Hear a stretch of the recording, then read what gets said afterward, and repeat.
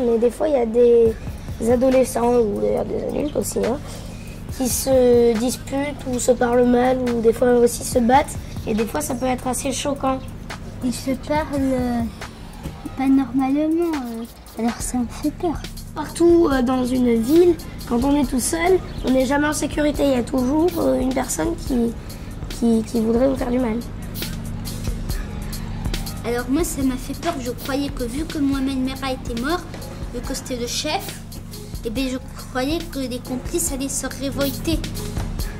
J'avais lu dans la dépêche, dans le journal, là, qu'il y avait une jeune fille qui était rentrée dans l'école où il avait fait ses victimes et qu'elle l'avait vue et qu'elle avait été très marquée parce qu'elle avait vu beaucoup de sang en entrant dans l'école et tout ça et du coup ça l'a vraiment beaucoup choquée.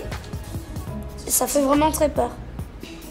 Se dire que c'est arrivé, que ça aurait pu arriver dans n'importe quelle autre école, que ça aurait pu m'arriver à moi, que c'était dans ma ville, que c'était dans, pas exactement dans mon quartier, mais bon à peu près, ça fait vraiment peur.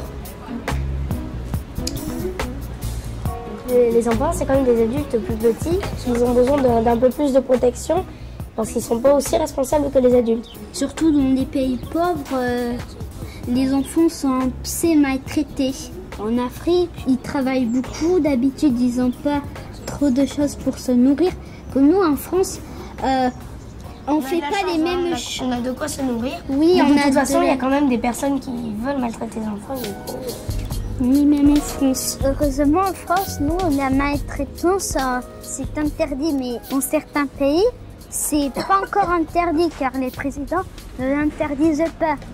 Et ça devrait être interdit parce que en réalité, les enfants, c'est fait pour être en sécurité. Et s'il n'y a plus d'enfants, il n'y aura plus d'adultes. Et s'il n'y a plus d'adultes, il n'y aura plus de vie.